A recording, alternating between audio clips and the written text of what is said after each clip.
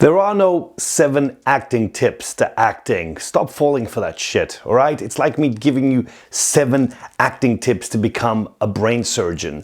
The sad thing is, with acting, everyone thinks they can do it, so they look for 7 quick tips, and then they think, I've arrived, I'm an actor. No, it takes years and years and years of work and hard labor to get to become an actor. Now, since you're here, I know you want to hear 7 acting tips, so here they are. These are just some of them. There's literally thousands of them. But one of the first big ones is make everything physical.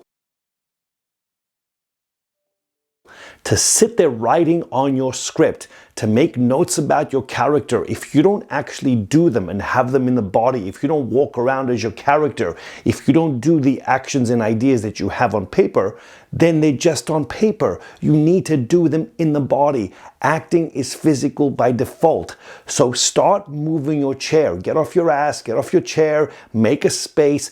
All your ideas should translate in the body. That's number 1. Tip number 2, what aspects of you do you need? When you grab your script and you start reading, don't just start doing lines and thinking how you're going to say them. We've got a whole video on this called character work. Look into it. I am different when I'm talking to my wife. I'm different when I talk to my parents. I'm different when I talk to my sister, my friends, my kids. Different sides of me come out. Just like you, what aspects of you do you think you can use for this character? You don't have them all, but you know what I'm saying? It's like if that person, if your child was in the room, different colors of you would come out. So put that imaginary person in there. What aspects of you? You're different when you go to work, your 9-to-5 job. You're different when you go out Saturday night. And always have that in the room somewhere so that you're not playing with different sides of you every single time. You're not just going with the flow of how you feel that day. It's consistency. The character only has certain ingredients of you. Internally, it's always you. So know what feeds that particular character. That's tip number 2. Acting tip number 3. What aspects of you don't you have? We don't have everything, but we know people that have them. If I envision a certain friend of mine, I can channel him. Now, by channeling, I don't mean, meditating with the process, and I don't want to mimic him either. What I do is, it helps. There's no rule. You can do it externally, like you can walk around as him or them, and then you find the connection. You find their voice. I don't want you to mimic. What happens is it starts to match, it starts to bring out that aspect of you, but it helps if you have a person in mind. So that now I've got the ingredients from me inside and I've got the ingredients from that person. I know people that will do certain things that I wouldn't do, but I start to find out what makes them tick and I use that. And that also marries with what's going on inside me. So acting the tip number 1, make it personal. Number 2, find what ingredients of yourself you need. Number 3, what ingredients do you need to take from other people? Find those qualities in the body. Walk around as them, talk as them, slouch as them. They all eat an apple differently. So that's what I want you to think. What ingredients do you take from other people? Acting tip number 4, I want you to personalize everything. Everything. Where does the scene take place? If it's a bedroom, make the bedroom personal. We've spoken in the past. Everyone knows why I'm in this room. Everyone knows what this flag means behind me. So start to whatever the scene is. If it's a restaurant, if it's a bedroom, if it's a living room, walk around and do it with your imagination. Touch things. The table, it's not just a table. It's mom and dad's table. It's not just a cup. It's not just a photograph in a frame. Touch it. Look at what you see that makes it personal and private for you. Everything on the set that you're going to touch physically, you have to translate into what makes it matter for you. It's a personalization of the ingredients. This takes time and you do it kind of separately. You cut and paste. You say, I'm going to take some time to make this desk personal and private. My character's father or my dad worked on this desk for many, many years. There's a desk right here. I'm going to make this bedspread personal and private. It was, made by grandma or whatever.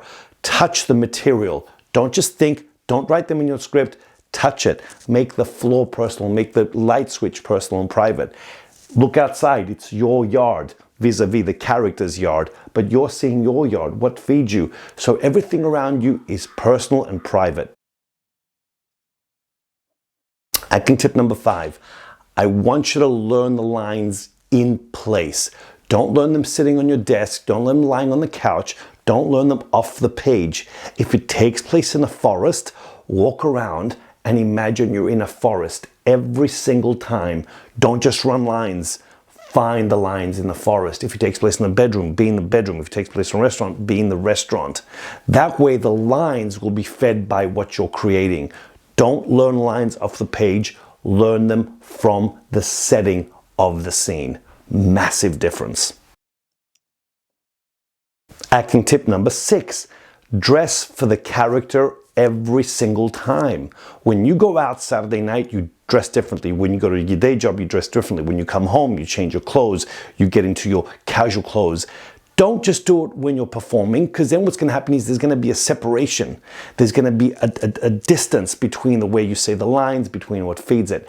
Every single time you do those lines as that character, dress enough so it feeds you. So your clothing reminds your body of who you are as you speak. Because if I learn the lines in my pajamas, that's it. That's what my body feeds off. No, whether you feel like it or not, get up, change. Always dress for the character because it feeds you. You do it for your day job, you should do it for your acting. You will notice that the lines translate differently. So, acting tip number 6, dress for the character. Acting tip number 7. Now, I want you to, once you've got the dressing, once you've got the set, once you've personalized everything, once you've found out who the character is and what ingredients you need, once you've made all this physical, I now want you to plant on what feeds the ideas behind the script. If the character says, boy, I feel good today, look outside, see the sun. That's what makes the character feel good. And then you feed off that first and then comes the line. Or it's good to see you. Plant the person there. See the person you want to see. Take that in and then comes the line.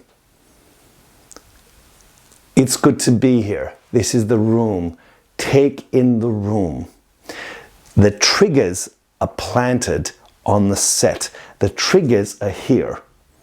And great actors plant those triggers. See, now I'm not just running lines. I'm looking outside the window. I feel good. It's nice and sunny. I find the line.